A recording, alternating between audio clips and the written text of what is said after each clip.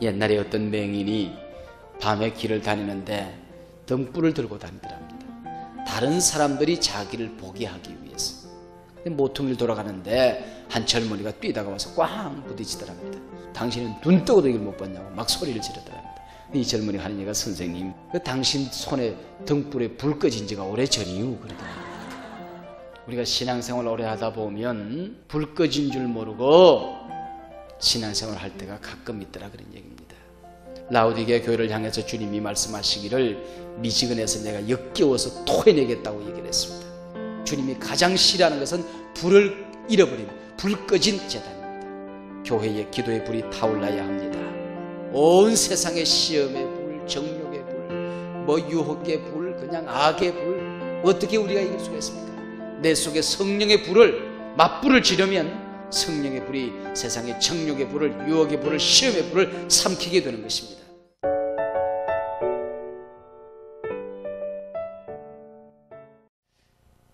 오늘 아침에는 우리 불을 꺼지지 않게 하라 하는 말씀, 오늘 본문의 짧은 본문인데 3번이나 반복되는 단어가 불을 끄지 말라 하는 얘기입니다. 한번 따라 하시기 바랍니다. 불을 끄지 말라. 불을 끄지 말라.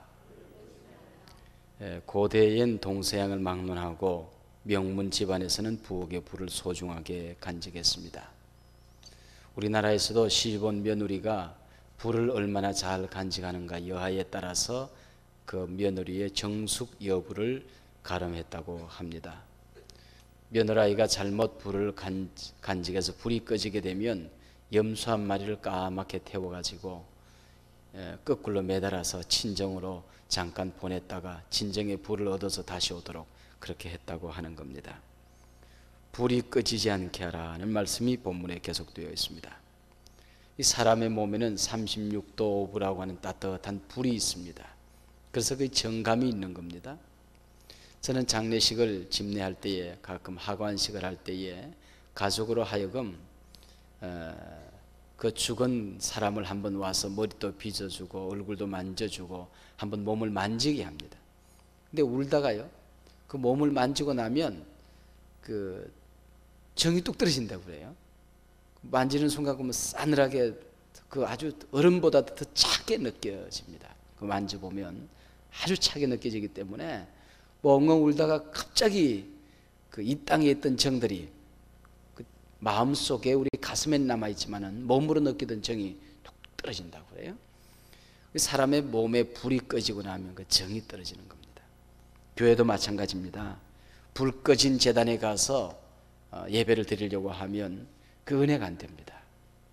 교회가 따끈따끈하게 불이 붙어 있어야지, 그러지 않은 곳에 가서 찬송을 하고 기도하고 우리가 말씀을 들어도 그 왜 쓴그란 찬밥 먹는 것 같은, 그 추운 겨울날 밖에 있다가 와서 그 데워지지 않은 찬밥을 그냥 한 숟갈 푹 퍼먹을 때 오는 그 쓴그란 그런 어떤 서늘한 그런 분위기, 그 교회도 불이 꺼지면은 그 모양입니다.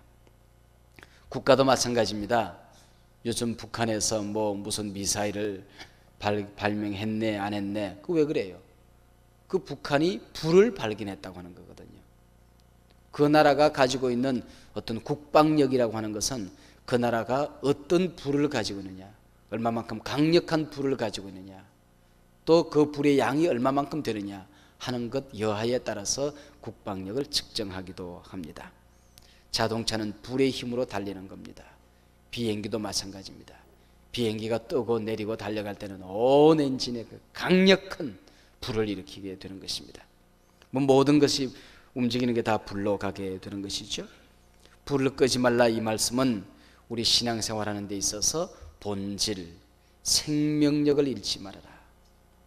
신앙의 능력을, 어떤 성령의 말씀의 권능을 잃어버리지 말고 살아라 하는 말씀이 되겠습니다. 오늘 본문은 번제에 관한 규례입니다만은 우리 계속해서 반복되는 것 같지만은 그 포커스가 다릅니다. 오늘 본문은 특별히 제사를 집례하는 제사장의 입장에서 무엇을 어떻게 유념하고 번제를 드려야 되느냐 하는 것인데, 가장 중요한 것이 바로 불을 끄지 말라 하는 얘기입니다. 옛날에 어떤 맹인이 밤에 길을 다니는데 등불을 들고 다니더랍니다. 그게 무슨 맹인이 뭐 눈 감으나 뜨나 불이 있으나 마나인데 등불을 꼭 들고 다니더랍니다. 자기야 불이 있으나 없으나 마찬가지지만은 다른 사람들이 자기를 보게 하기 위해서, 내가 지금 등불 들고 있음을 다른 사람들로 하여금 보게 하기 위해서 등불을 들고 다니더랍니다. 근데 모퉁이를 돌아가는데 한 젊은이가 뛰다가 와서 꽝 부딪히더랍니다. 이 맹인이 화가 났어요. 내야 눈 감은 봉사니까 앞을 보지 못하지만은 내가 들고 다니는 등불도 못 봤냐고, 당신은 눈 뜨고도 이걸 못 봤냐고 막 소리를 지르더랍니다. 이 젊은이가 하는 얘기가, 선생님, 그 당신 손에 등불에 불 꺼진 지가 오래 전이유 그러더랍니다. 불 꺼진 줄 모르고 들고 다니는 거죠. 안 보이니까, 지 눈에 안 보이니까. 우리가 신앙생활 오래 하다 보면 불 꺼진 줄 모르고 신앙생활 할 때가 가끔 있더라, 그런 얘기입니다. 불 꺼진 줄이나 알아야 되는 게고, 미련한 다섯 처녀처럼 자기 기름등에 기름 떨어진 줄이나 알고 살아야 제대로 된 신앙생활을 한다는 겁니다. 불 꺼진 줄이나 알아야죠. 불은 밝게 하는 성질을 가지고 있습니다. 그러므로 불이 없는 곳은 어둡습니다. 불은 따뜻하게 하고 뜨겁게 하는 성질을 가지고 있습니다. 그러므로 불이 없는 곳은 춥고 싸늘하고 냉랭합니다. 불은 태우는 성질을 가지고 있습니다. 금속과 찌꺼기, 불순물을 분리시킵니다. 불이 없는 곳에는 죄를 분리시킬 수가 없고 죄가 보이지 않는 겁니다. 불이 들어가면 딱딱한 것이 녹아집니다. 여러분, 조금만 따뜻해지면 얼음은 그냥 순식간에 녹아지게 되는 거고요. 불이 뜨거워지면 그 쇠도 그냥 흐물흐물 물이 되는 겁니다. 불이 임해야만이 얼굴도, 말하는 것도, 인간관계도, 신앙생활도 모두가 부드러워집니다. 이 불 받지 않고 신앙생활을 하게 되면 경직되어 있고 딱딱하고 뭐가 잘 풀어지지가 않습니다. 불의 근원은 우리 제사를 집례할 때 특별히 하늘에서 불을 받도록 그렇게 되어 있었습니다. 자기가 만든 불 가지고는 안 되는 겁니다. 우리가 88 올림픽, 외국에 가서 우리나라 사람들이 영어를 할 때 가끔 서울 올림픽 그러면 다 알아듣는데, 영어를 갑자기 하다 보면 우리는 늘 88 올림픽 하다 보니까 you know 88 올림픽? 못 알아듣니? 88 올림픽? 88 올림픽도 모르냐고. 한참 하다 보면은 우리만 88 올림픽이지, 그 88이라는 말이 우리말이거든요. 그러니까 88 올림픽 그래가지고 가끔 창피를 당했다는 얘기를 듣습니다만은, 이 88 올림픽 때 보면 태양에서, 그리스에서 태양에서부터 불을 모아가지고는 불을 붙여가지고 쭉 이어오는 것을 볼 수 있습니다. 그렇기 때문에 우리가 이 올림픽 하는 것도 그렇게 하는데, 성경에도 보면 제사장이 집례를 할 때 언제나 하늘에서 불을 받도록 그렇게 되어 있습니다. 한 몇 장 뒤로 넘어가면 레위기 10장에 보면 나답과 아비후가 하늘의 불이 아닌 자기 불로 제사를 집례하다가 자기 불에 자기가 타 죽고 말았습니다. 우리가 신앙생활하는 것은 흉내내는 게 아닙니다. 위선이 아닙니다. 자기 불 가지고, 자기 열심 가지고, 자기 생각 가지고 교회를 섬기다 보면 그 불에 자기가 타는 겁니다. 흔히 하는 말로 학습무당과 강신무당은 다르다고 가르잖아요. 우리 시험 한 번을 치고 무당 짓을 하더라도 어디서 배워 사는 무당하고 정말 신이 내린 무당하고는 다르단 말이에요.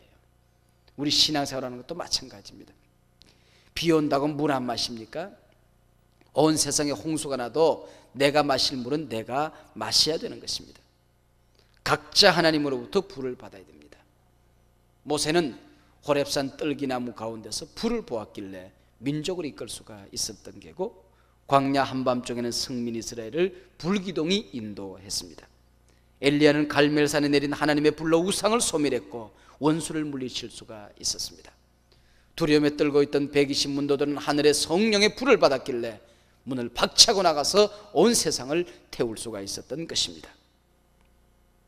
불이 꺼지지 않게 하라 그랬습니다. 불이 꺼지지 않아야 할 재단, 이 불이 타올라야 될 재단들이 있습니다. 첫째는 마음 재단에 불이 꺼지지 말아야 됩니다. 한번 따라 하시기 바랍니다. 마음에 불을 끄지 말라. 마음에 불이 꺼지면 신앙생활에 온갖 재미가 없고 온갖 문제가 얽힙니다. 열심이란 말이 있지요. 열심이란 말은 마음에 불이 있다는 얘기입니다. 마음에 불이 있는 사람을 우리는 열심히 있다 그렇게 얘기합니다. 인생의 짐이 무거워서 쓰러질 때가 있는 겁니다. 그것은 짐이 무거워서 쓰러지는 게 아닙니다. 그것을 옮길 만한 불을 잃어버렸기 때문에 쓰러지는 겁니다. 병든 것이 문제가 아닙니다. 병을 물리칠 수 있는 불이 모자라는 게 문제인 겁니다. 슬픔 때문에 괴로운 것이 아닙니다. 그 슬픔을 극복할 불을 잃어버렸기 때문에 마음이 괴로운 것입니다. 인생의 시험이 어렵게 느껴질 때가 있는 것입니다. 시험 없는 사람 있습니까? 여러분, 시험 없는 사람이 세상에 어디 있겠습니까? 문제는 바로 그 시험을 태울 수 있는 불이 내게 없기 때문에 시험이 시험으로 느껴지는 겁니다. 산 꼭대기에 올라갔어요. 산에 올라갔는데 불이 밑에서부터 사방에서 쫙 타오르고 있습니다. 여러분, 어떻게 살아나는지 알지요? 어떻게 하면 돼요? 내 쪽에서 불을 질러야 됩니다. 내 쪽에서 불을 질러버려야 여기서 타고 가던 불하고 저쪽에서 오는 불하고 꽝 부딪혀서 불이 꺼지는 것이지, 그 불을 지르지 않고 내가 사방에 타오르는 거에 갇혀 있으면 나는 죽는 거예요. 도망갈 수가 없는 겁니다. 온 세상의 시험의 불, 정욕의 불, 유혹의 불, 그냥 악의 불, 그냥 얼마나 이 불길들이 그냥 타오르고 있습니까? 어떻게 우리가 이길 수가 있습니까? 내 속에 성령의 불을, 맞불을 지르면 성령의 불이 세상의 정욕의 불을, 유혹의 불을, 시험의 불을 삼키게 되는 것입니다. 이 내 속에 성령의 불이 식어지면 세상의 불을 이길 수가 없는 겁니다. 이게 도망갈 수가 없는 세상이에요. 어디에 가나 불인데 어떻게 내가 도망갈 수 있는 겁니까? 리차드 박스트라고 하는 분은 그런 얘기를 했습니다.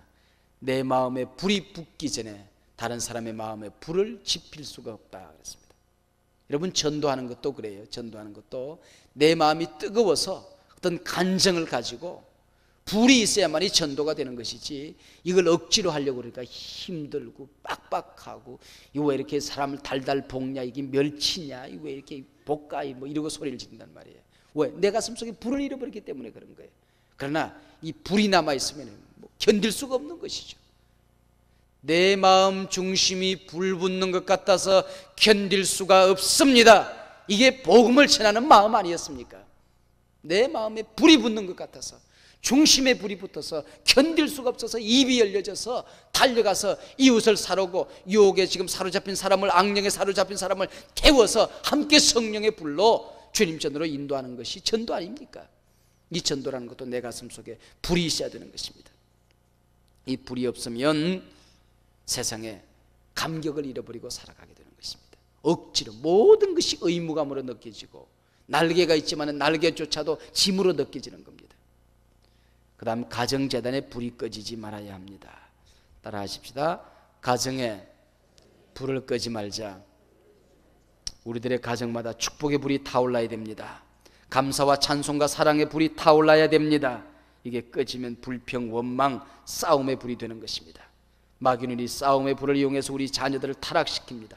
고부간에 갈등을 가져옵니다. 부부간에 이간질시킵니다. 의심을 가져옵니다. 하늘의 불로, 사랑의 불로 언제나 타올라야만이 우리 가정을 지켜갈 수가 있는 겁니다. 우리 교회는 그 어디보다도 불이 타올라야 되는 곳 아닙니까? 라오디게아 교회를 향해서 주님이 말씀하시기를 미지근해서 내가 역겨워서 토해내겠다고 얘기를 했습니다. 주님이 가장 싫어하는 것은 불을 잃어버린, 불 꺼진 제단입니다. 교회의 기도의 불이 타올라야 합니다. 솔로몬이 헌당식을 할 때에 하늘에 불이 내리셨다고 그랬습니다. 우리 교회 제단이 이와 같은 성령의 불, 말씀의 불, 능력의 불, 사랑의 불 언제나 타오르는 귀한 제단 되기를 바랍니다. 한때 타락한 영국, 그 다음에 경제적인 침체의 늪에 빠졌던 영국을 태웠던 스펄전 목사님의 교회가 있습니다. 그 교회 하나의 성령의 불길이 이웃에 번지게 되고 냉랭했던 영국 사회를 뒤집어 놓는 놀라운 일들을 하게 되었고, 교회의 기도의 불이 타오를 때에, 교회의 말씀과 복음의 불길이 타오르게 될 때에 기업을 하던 사람들이 힘을 얻었고, 노동자들이 함께 단결하는, 정치가들이 새 힘을 얻는 놀라운 역사가 일어나서 영국이 다시 일어나는 놀라운 일들을, 참 기도의 동력을 일으켰던 한 교회가 있습니다. 바로 이 교회에서 사람들이, 영국의 많은 교회들이 그 교회를 방문을 했습니다. 어떻게 해서 당신은 이렇게 침체된 영국 사회에 이토록 놀랍게 쓰임받을 수 있는 그 비결이 무엇입니까? 그때 예배가 시작되기 20-30분 전이었습니다. 나를 따라오시오. 지하실 기도실에 들어갔더니 기도의 굴마다, 기도의 자리마다 이미 수백 명이 기도 중보기도팀들이, 수백 명의 중보기도팀들이, 언제나 스폴전 목사님이 설교하는 시간에는 300명의 중보기도팀들이 기도를 했다.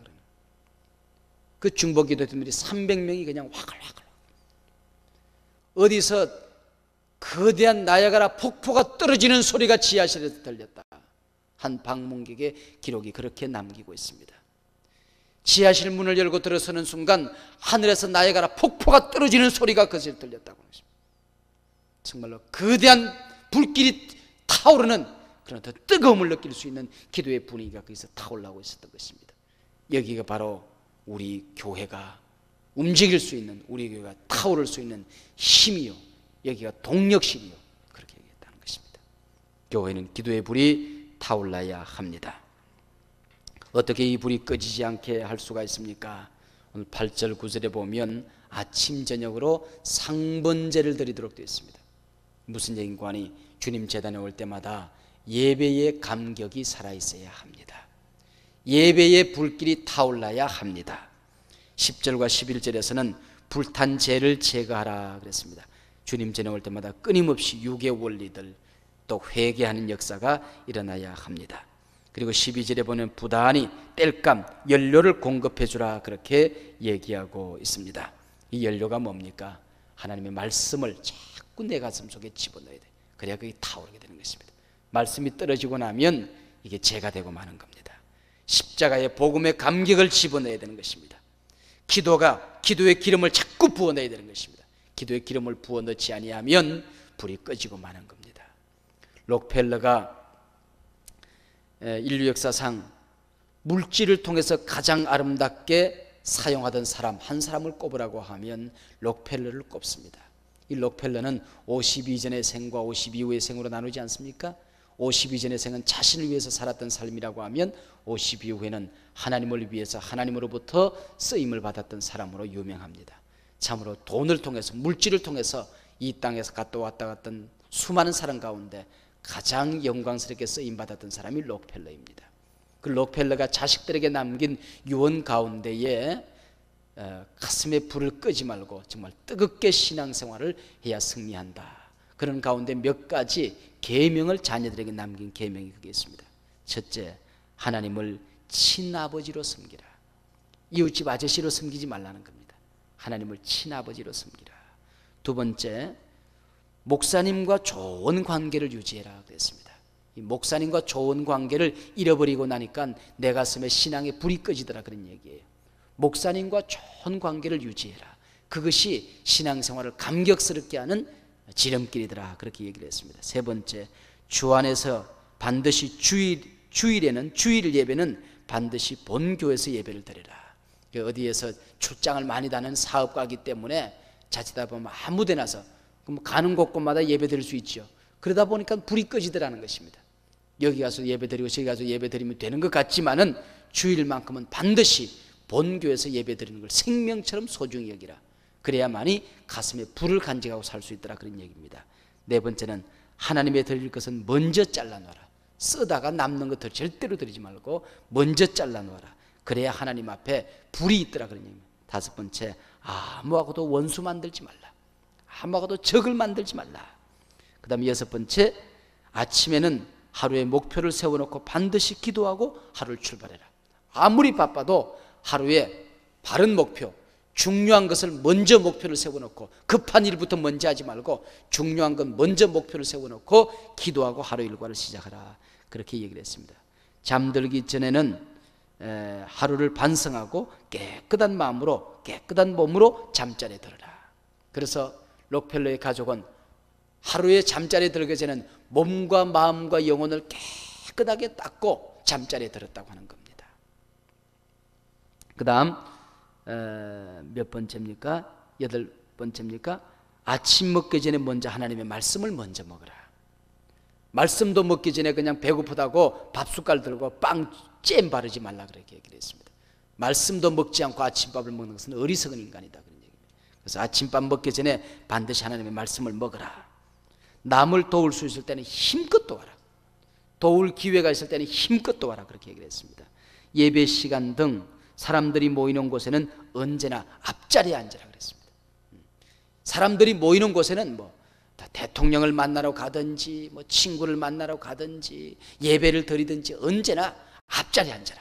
그 뒷자리에 자꾸 앉는 버릇을 들이게 되면 그 가슴에 불이 꺼진다. 제가 그 예배 시간에 여기도 앉아보고 중간에도 앉아보고 저 뒷자리도 앉아보고 여기도 앉아봐요. 그런데 주일날 외부 손님이 올 때 저 뒤에 요줄 제일 뒤에 제가 앉아보거든요. 찬송이 안 돼요. 그 부근에 있는 분이 찬송하는 건 나는 들어본 적이 없습니다. 주일 예배 시간에 그 부근에 앉은 분이 찬송을 안 합니다. 왜? 자기 스스로 찬송이 안 들립니다. 그러니까 앞에 있는 사람이 찬송이 앞으로 확 밀어가기 때문에 앞에 있는 사람이 찬송을 하는지 안 하는지를 몰라요. 그래서 그 자리에 앉으니까 그 주변에 계신 분들 찬송을 안 하더라고요. 제가 이 중간쯤 앉아보고 앞자리에 앉아보면 뒤에 있는 분들의 찬송 소리가 아멘 소리가 막 밀려 들어오니까 내 가슴에 불이 붙어요. 학교 찬송이 목이 아프려 찬송을 하게 돼요. 아하, 이게 뒷자리가 위험하구나. 그래서 교역자들 보고 내가 뒷자리에 앉지 말고 앞자리에 앉으라 그래. 자꾸 뒷자리 한 1년 2년 뒷자리에 앉다 보면 뒷자리 분위기가 자기 영적인 분위기가 됩니다. 여러분들 오늘 내일 아침부터 3분의 1 이하의 뒤로 앉으신 분들, 그 위험 자리니까 그 자리 좋은 자리 아닙니다. 여러분 교육자들 자꾸 뒷자리에 앉는 거 좋지 않아요. 어떻게 하니까 안내하고 난 다음에 앞자리로 달려오는 게 좋습니다. 그 신앙생활을 뒷자리에 사다 보면 저 뒤에 이선희 집사님 이제 내일 아침부터 앞으로 오셔야 될 거예요. 그러니까 여하튼 뒷자리 그 좋은 자리 아니에요. 그러니까 또 뒷자리 자꾸 앉다 보면 자꾸 구경하게 됩니다. 그 예배도 드리는 사람은 앞자리가 오게 돼요. 왜? 앞에 있어야 드려질 것 아니에요. 예배 보는 사람은 뒤에 있어야 볼 게 있습니다. 아, 파마를 이쁘게 했구나. 옷 이쁘게 입고 왔네. 그게 예배 보려고 하면 뒷자리에 있어야 볼 게 많아요. 이 양반이 이 얘기가 참 의미가 있습니다. 예배 시간뿐만 아니고 어디에 가든지 간에 여러분 어디에서 직장 상사가 모여 그러면 앞자리에 앉은 사람하고 뒷자리에 앉은 사람하고 이게 분위기가 달라지는 겁니다. 회사에서도 뒷자리에 앉지 말고 앞자리에 가서 앉으세요. 앞자리. 이 록펠러의 교훈입니다. 록펠러 교훈. 제 얘기가 아니에요. 뒤에 앉은 분들 서운하게 생각하지 말아요. 이 제 얘기하는 게 아니고 록펠러 얘기를 하는 겁니다.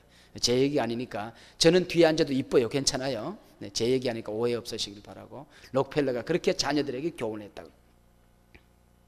그때 록펠러의 가족들이 생애를 정말 다른 거는 잃어버리는 게 있었지만은 신앙 하나님 앞에 사랑받는 일은 언제나 뜨겁게 사랑받는 가문이 되었다 하는 얘기입니다. 기도하십시다.